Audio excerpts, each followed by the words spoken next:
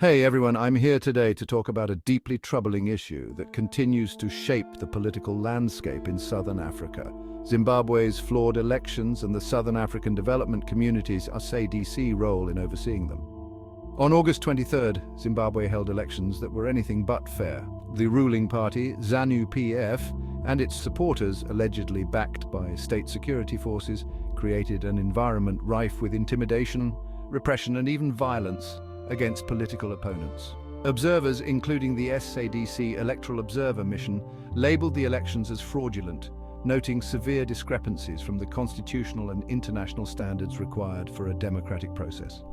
Despite the glaring issues, the response from SADC at their summit was, frankly, underwhelming. They merely noted the observation mission's report, essentially doing nothing substantial to address the electoral disaster.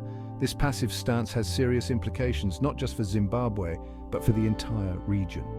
Following the elections, the Platform for Concerned Citizens in Zimbabwe drafted what's known as the Mandaza Rila petition.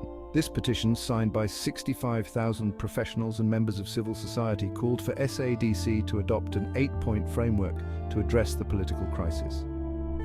This move highlights the desperate plea for intervention to uphold democratic norms, a plea that seems to be acknowledged but not actively supported by SADC. The impact of this inaction is far-reaching.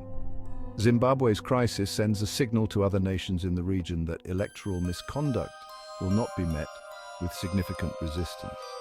This sets a dangerous precedent, lowering the bar for democracy and potentially encouraging similar actions elsewhere.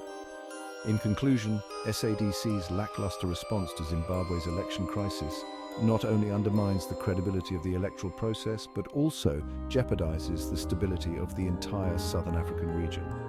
It's a situation that demands more than just passive observation. Action is needed to uphold democratic integrity and ensure that the voices of the Zimbabwean people are heard and respected. Thanks for tuning in, and let's keep pushing for accountability and transparency in political processes worldwide.